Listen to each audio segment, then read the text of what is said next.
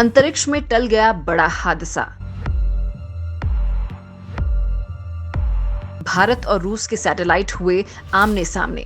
224 metre थी दोनों satellite के बीच की दूरी। दोस्तों, रूसी अंतरिक्ष एजेंसी के मुताबिक अंतरिक्ष में एक बड़ा हादसा होते होते टल गया। एजेंसी से जारी बयान में कहा है कि भारतीय सैटेलाइट कार्टोसैट और रूसी सैटेलाइट केनापुस बेहद करीब आ गए थे। रूसी एजेंसी रास्कोमोस ने अपने ट्वीट में कहा है कि दोनों सैटेलाइट के बीच की दूरी सिर्फ 224 मीटर रह गई थी। दरअसल ये दोनों रिमोट सेंसिंग सैटेलाइट हैं, जिनके जरिए किसी भी हलचल पर बारीक नजर रखी जाती है। और अगर ये सैटेलाइट करीब आकर आपस में टकरा जाते तो दोनों ही देशों को बड़ा नुकसान हो सकता था। साथ ही टकराने के बाद अगर ये सैटेलाइट धरती की तरफ आ जाते तो तबाही हो सकती थी। दरअसल ये दोनों स्पेसक्राफ्ट पृथ्वी की रिमोट सेंसिंग के लिए डिजाइन किए गए हैं। हालांकि इसरो के चेयरमैन के सिवन ने बताया कि हम 4 दिनों से सैटेलाइट पर नजर रख रहे थे और ये रूसी सैटेलाइट से करीब 420 मीटर की दूरी पर था। ऐसे समय में कोई एक्शन तभी किया जाता है जब ये करीब 150 मीटर की दूरी पर आ जाए। सिवन ने आगे ये भी कहा कि जब उपग्रह पृथ्वी की समान कक्षाओं में होते हैं तो ये चीजें असामान्य नहीं हैं। ऐसे मामलों में सामान्य तौर पर दोनों देश आपस में बातचीत करके इसका हल ढूंढेंगे। सिवन ने कहा कि हाल ही में स्पेन के एक सैटेलाइट के साथ ये समस्या आई थी, लेकिन इसे सुलझा लिया गया था। ऐसी बातों को सामान्य तौर पर सार्वजनिक नहीं किया जाता है। ऐसे में सवाल ये उठता है कि इसरो अधिकारियों के साथ बातचीत के बजाय रूसी एजेंसी ने इस मामले को सार्वजनिक क्यों किया?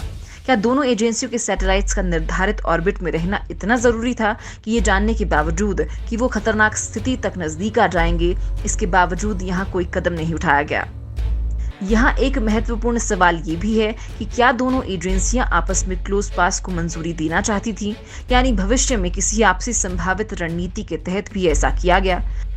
सूत्र की माने तो अंतरिक्ष में 2 उपग्रहों के बीच 1 किलोमीटर की डिस्टेंस एक आदर्श दूरी है, जबकि इस वाकये के दौरान ये दूरी सिर्फ 224 मीटर रह गई थी, जो कि बेहद खतरनाक और डरावनी स्थिति हो सकती थी। दरअसल जब 2 सैटेलाइट्स के करीब आने की संभावना होती है, तब करीब 1 दिन पहले ही संभावित टकराव को रोकने के लिए उनमें से किसी एक के लिए मैन्यूवर का सहारा लिया जाता है। हालांकि सैटेलाइट्स की पैंतरेबाजी का फैसला करना आसान नहीं होता है, खासतौर से जब वो उपग्रह रणनीतिक भूमिका में हो और अपने मकसद को पूरा करने के लिए उसके निर्धारित क्षेत्र में मौजूदगी जरूरी होती है। बहुत ज्यादा अहम है दोनों देशों के सैटेलाइट। दरअसल आज के समय में सैटेलाइट्स को तीसरी आंख का दर्जा भी दिया गया है। हाईटेक और शक्तिशाली देश निगरानी के लिए इनका इस्तेमाल करते हैं। इस मामले में रोस्कोमोस ने कहा है कि दोनों रिमोट सेंसिंग उपग्रह हैं, जिसका अर्थ है कि उनका उपयोग रणनीतिक उद्देश्यों के लिए किया जाता है। अंतरिक्ष समुदाय सैटेलाइट्स पर नजर रखने के लिए भविष्यवाणी मॉडल पर काम करता है। फिलहाल स्पेस में यूरोपियन मॉडल, अमेरिकी मॉडल और रूस का अपना अलग नियंत्रण और निगरानी तंत्र है। वहीं भारतीय मॉडल अभी पूरी तरह विकसित नहीं हुआ है। यहाँ दिक्कत ये भी है कि हर मॉडल की अपनी अलग कैलकुलेशन और माप होती है। अंतरिक्ष में उपग्रहों की संख्या लगातार बढ़ रही है। इन सैटेलाइट्स का इस्तेमाल विभिन्न उद्देश्यों के लिए किया जाता है। स्पेस एजेंसियों के कई महत्वपूर्ण कामों में एक ये भी होता है कि वो हर 3 से 4 हफ्ते में अपने उपग्रह की चाल की निगरानी करते हुए उसके रूट पर नजर रखें। जानकारों के मुताबिक पृथ्वी की निचली कक्षा में जबरदस्त ट्रैफिक बढ़ा है, जहां 10 सेमी क्यूब से लेकर एक कार के साइज या फिर आकार में उससे बड़े उपग्रह चक्कर लगा रहे हैं और इनकी संख्या इतनी ज्यादा है कि सैटेलाइट का आमना सामना होना आम सी बात है।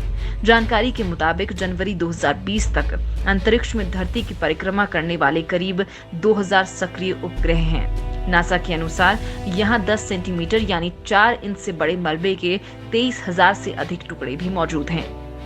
अंतरिक्ष में पृथ्वी की कक्षा में बहुत से सैटेलाइट घूम रहे हैं। इनमें से बहुत कम ही ऐसे हैं जो अभी सुचारू रूप से काम कर रहे हैं। इसके अलावा अंतरिक्ष में छोड़े गए रॉकेट के भी टुकड़े अंतरिक्ष में ही घूम रहे हैं। इस कचरे को हटाने के लिए यूरोपीय स्पेस एजेंसी अंतरिक्ष से बड़े आकार के कचरे को धरती पर लाने की तैयारी कर रही है। उसने इसके लिए क्लियर स्पेस SA स्टार्टअप से $10 करोड़ 20 लाख का करार किया है। क्लियर स्पेस एक स्विट्जरलैंड का स्टार्टअप है जो अंतरिक्ष में कक्षा में ही सेवाएं देते हुए वहां से कचरा हटाने का काम करती है। ESA ने इस अभियान के लिए उसे साल 2019 में चुना था। क्लियर स्पेस का प्रक्षेपण साल 2025 में होगा। अंतरिक्ष में पृथ्वी की कक्षा में मानव निर्मित बहुत सी चीजें घूम रही हैं। यही बेकार चीजें अंतरिक्ष का कचरा कहलाती हैं। इस कचरे में उल्कापिंडों के टुकड़े भी शामिल हैं। नासा के अनुमान के मुताबिक पृथ्वी की कक्षा में कचरे के करीब 20,000 टुकड़े घूम रहे हैं, जो एक सॉफ्ट बॉल से बड़े हैं। इस कचरे से भी सैटेलाइट को खतरा रहता है।